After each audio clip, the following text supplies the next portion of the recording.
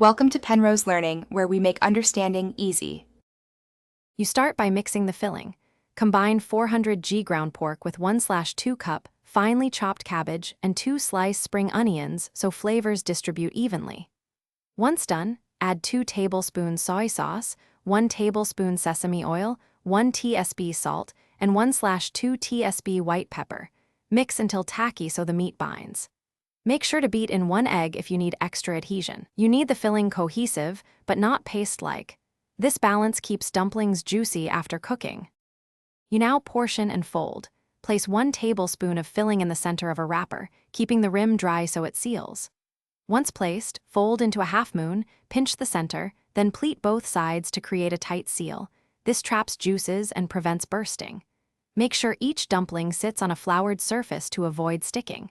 If you're making many, line trays in single layers. This method ensures uniform size and even cooking across the batch. You finish by cooking. For pot stickers, heat 1 tablespoon oil in a pan, brown dumplings 2-3 minutes, add 1/4 cup water and cover for 6-7 minutes until water evaporates and bottom's crisp. Once done, let rest 1 minute before serving.